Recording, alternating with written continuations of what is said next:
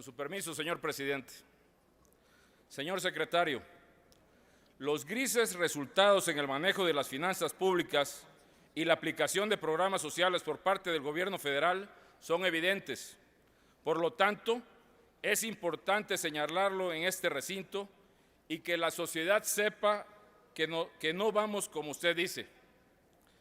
La miscelánea fiscal que plantea su partido es a todas luces una miscelánea que impacta directamente a todos los extractos sociales, pero en especial a la clase media que sostiene en gran medida la economía de nuestro país.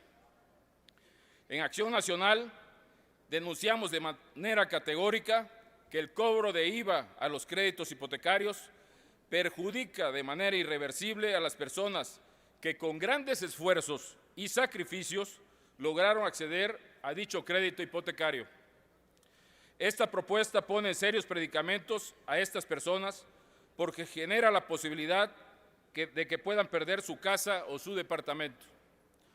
El gobierno federal no es sensible a esta situación, no tienen conciencia del daño que ocasionarán.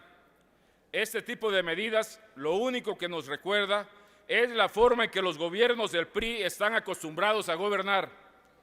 Hay que recordar que la crisis de 1994 derivó en enormes pérdidas económicas para las familias, muchas de ellas perdieron su patrimonio. A lo largo de 12 años, con disciplina financiera, políticas fiscales precisas y responsabilidad en la aplicación de las políticas públicas de los gobiernos panistas, a pesar de la recesión mundial del 2008, muchos mexicanos lograron recuperar parte de su patrimonio, pero además logramos reducir los índices de informalidad. Hoy, el gobierno federal nos plantea un déficit fiscal y un incremento en la tasa del ISR que sin duda generará inestabilidad económica y poca competitividad en el sector empresarial. En materia de empleo, el gobierno tampoco ha cumplido. Las cifras no resultan nada alentadoras, pues han dejado de generar 66% menos empleo que en el último año del gobierno panista. Y además, se han incrementado los niveles de inflación por arriba del 4%.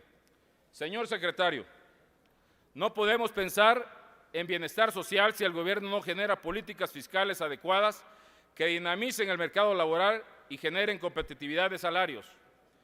Cuando el PRI gobernó, endeudó al país a niveles que llegaron a 95 puntos porcentuales del PIB en el año de 1987. Deuda que aún hoy seguimos pagando. Por lo tanto, le pregunto, secretario, hoy con el déficit que ustedes plantean, ¿estamos en la antesala de nuevos endeudamientos y de nueva crisis como en los años en que su partido gobernaba? Acción Nacional ha demostrado ser una oposición responsable, pero si los resultados no se están dando, seremos críticos y ante este pleno denunciaremos lo que no es correcto. Hoy, México necesita de una reforma fiscal que permanezca en el tiempo, que continúe la disciplina fiscal que implementaron las administraciones panistas y que dieron resultados positivos a la economía de los mexicanos. Una disciplina fiscal que genere certidumbre de los miles de contribuyentes mexicanos, pero también a las finanzas del gobierno, y no una miscelánea fiscal que busque resolver solamente los problemas que el gobierno enfrenta. Permítame realizar las siguientes preguntas. 1. En días pasados, el Banco Interamericano de Desarrollo informó que otorgó a nuestro país un nuevo crédito por $600 millones para el programa de oportunidades con un plazo de amortización de 11 años.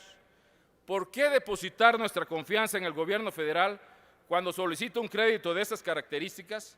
¿Por qué confiar en ustedes cuando no ejercen el gasto público aprobado por el Congreso para este año? ¿Por qué solicitan en el presupuesto 2014 un incremento del déficit y un mayor presupuesto en el gasto si no lo pueden ejercer? ¿Realmente están solicitando un crédito internacional para gasto de un programa social? Sinceramente, secretario, este gobierno no cuenta con la eficiencia que se requiere para administrar las finanzas públicas del país y con la confianza que se requiere para gobernarlo. Por otro lado, ante la autorización por parte de este poder de condonar las deudas del ISR a los gobiernos estatales, ¿por qué a la fecha no se han ejercido las acciones penales contra los funcionarios públicos responsables? ¿De qué privilegios gozan estos funcionarios? ¿Por qué? Porque si la evasión de pago la realizara un contribuyente común, es decir, un ciudadano, estoy seguro que el SAT ya habría hecho la sanción correspondiente. 3. Durante la administración anterior, así como en la pasada campaña electoral de la Presidencia de la República, el PRI le exigían al gobierno panista detener el alta de los precios de la gasolina y el diésel, a lo que ustedes llamaban burlonamente gasolinazo. Porque resultaba lesivo a la economía familiar y hoy, que son gobierno, lejos de eliminar esta política, se han encargado de incrementar el monto de los precios y han abusado de esta medida con fines recaudatorios sin importarles, como siempre, el bienestar de los mexicanos. ¿Qué acaso esta es la forma de gobernar del nuevo PRI? Explíquenos cómo estos gastos, cómo estos incrementos no ocasionarán una presión inflacionaria de efectos inmediatos en los bolsillos de los consumidores, pero sobre todo a la gente que menos recursos tiene. Permítame, presidente. 4. Explíquenos cuál es el criterio utilizado por la Secretaría de Hacienda y Crédito Público que pretende disminuir el presupuesto a los programas sociales, incluidos en el anexo 12, destinado al apoyo de mujeres en nuestro país. ¿Es acaso el resultado del subejercicio que ha venido aplicando esta administración con pocos resultados? Es cuanto, señor presidente. Muchas gracias, diputado Jorge Rosiñol Abreu. Tiene el uso de la palabra el secretario de Hacienda y Crédito Público, doctor Luis Videgaray Caso, hasta por 5 minutos.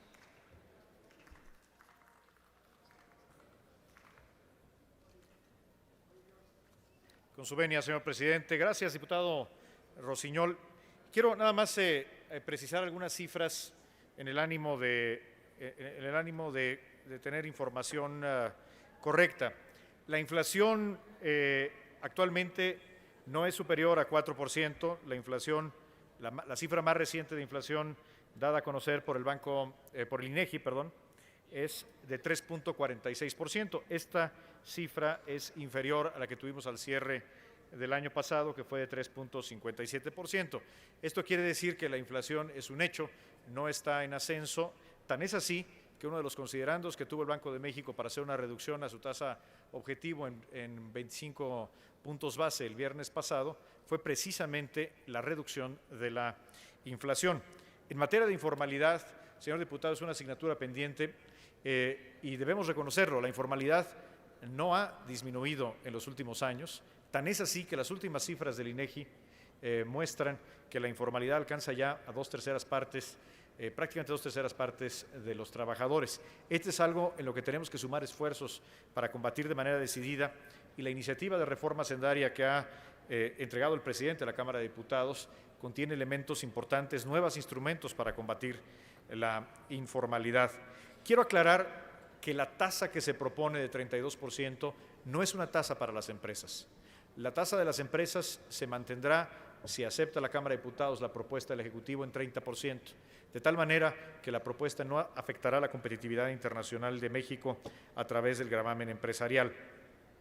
Con respecto a la deuda y el déficit, creo que a nadie le cabe duda de que México ha tenido un manejo macroeconómico responsable, por lo menos en los últimos 15 años.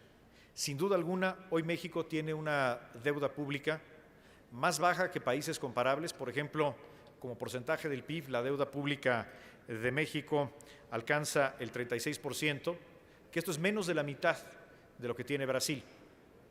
Sin embargo, también hay que reconocerlo, la deuda pública se ha incrementado en los últimos años. Mire, en el año 2006 la deuda pública era 22.2%, estamos hablando de la deuda pública neta del sector público federal como porcentaje del PIB, 22.2%. Al cierre del año 2012, la deuda se había incrementado al 35.5% del PIB. Es decir, en los 6 años de la administración anterior, tuvimos un incremento de la deuda de aproximadamente 13% del Producto Interno Bruto. Esto quiere decir que la administración anterior tuvo un manejo irresponsable de las finanzas públicas por incrementar la deuda. Definitivamente no. Yo soy de los que está convencido de que México ha tenido un buen manejo macroeconómico y hay que reconocerlo de las administraciones en los últimos 15 años, por lo menos. Y esto implica que tenemos que aprovechar esa fortaleza, particularmente un nivel de endeudamiento que sigue siendo considerablemente más bajo que el de otras naciones, incluyendo naciones de América Latina, por no compararnos con naciones de alto endeudamiento como son las europeas o los Estados Unidos, para tomar medidas decididas que aceleren el crecimiento económico. El déficit que se está proponiendo de 1.5% del PIB, señor diputado, sin duda alguna es un déficit manejable. Es un déficit que parte de la fortaleza de nuestras finanzas públicas y que significará un impulso decidido a acelerar el crecimiento económico. Quiero comentarle que México tiene muchos años contratando crédito con el Banco Interamericano de Desarrollo. Este crédito es la ampliación de un programa precisamente para fortalecer mediante asistencia técnica del BID al programa Oportunidades. Esta línea de crédito, empezó hace más de 5 años, señor diputado. No es una línea de crédito que se haya contratado por esta administración y creemos que fue una buena decisión contratarla y creemos que es una buena decisión seguir ejerciéndola, no solamente por los recursos, sino por la asistencia técnica y la vigilancia internacional que significa para el buen ejercicio del programa Oportunidades. Con respecto a los precios de la gasolina, lo que estamos proponiendo es eliminar el subsidio con mayor gradualidad. Por eso se propone que en los próximos años tengamos un incremento mensual menor al que actualmente tenemos para lograr desaparecer este subsidio, que sin duda alguna es un subsidio regresivo porque no beneficia a los que menos tienen. Muchas gracias, señor diputado. Gracias, señor presidente.